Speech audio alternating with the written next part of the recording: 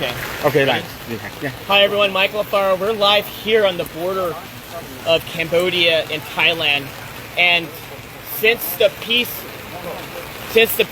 agreement was reached, the ceasefire, Thailand has continuing to insult President Trump by violating the peace agreement by putting up barbed wire fence and invading the peaceful people that live in this village.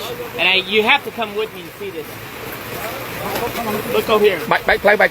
Look at all these innocent people, these children. Akon. Hello. Look at these children here. These children want peace. These children deserve peace. The Thai forces are saying that Cambodians are a threat.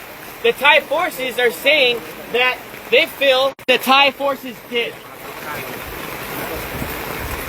Wait until President Trump sees it.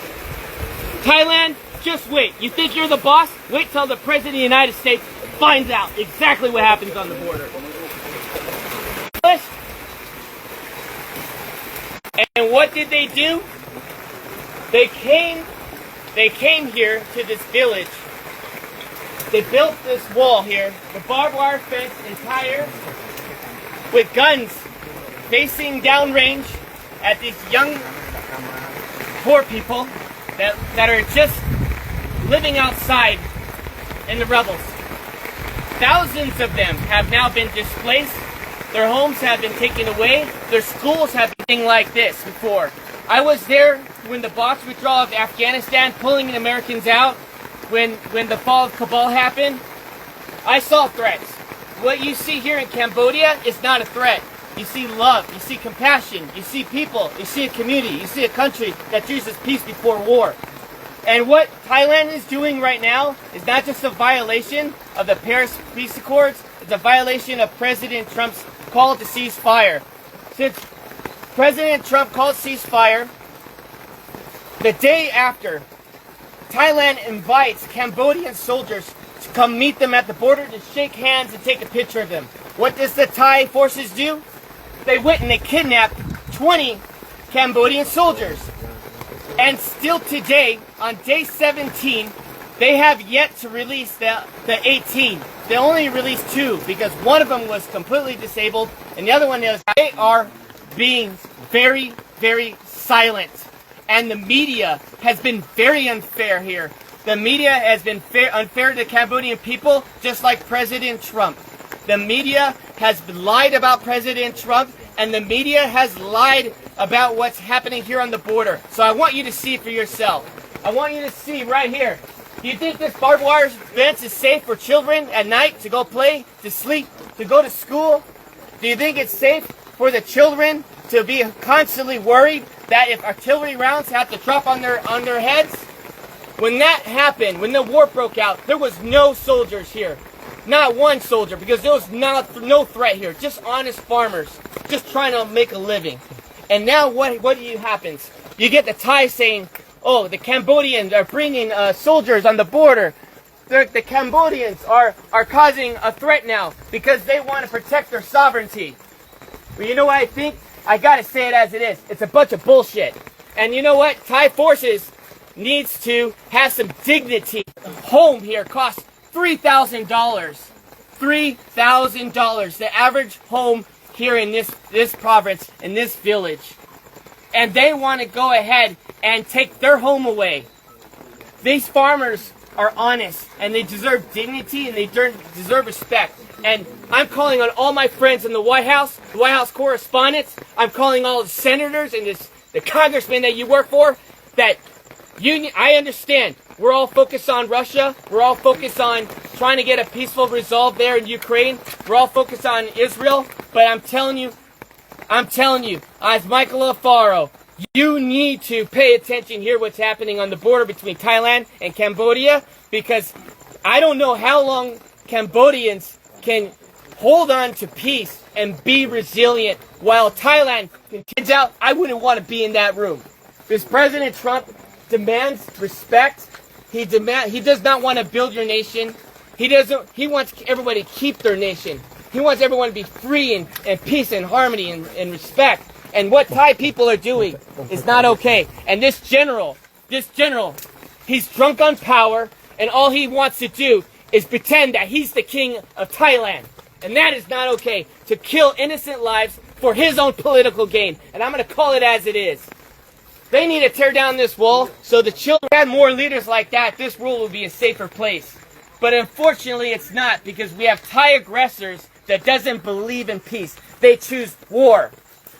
And I'm here to tell all my friends that invest in Thailand, you need to knock it off no more. We need to call for a protest immediately.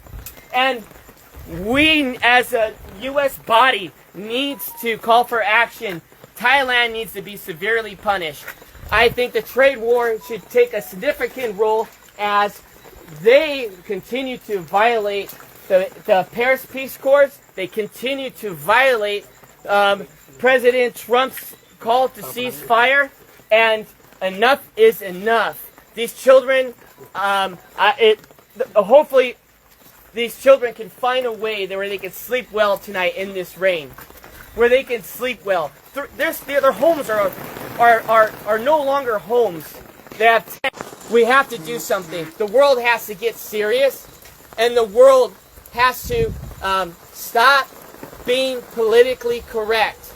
And we must act now before this turns into a genocide. Because since 1979, Cambodians have endured not one genocide, but 2 genocides, killing 3 million people, and even killing 8,000 people in Ghost Mountain by the Thai forces.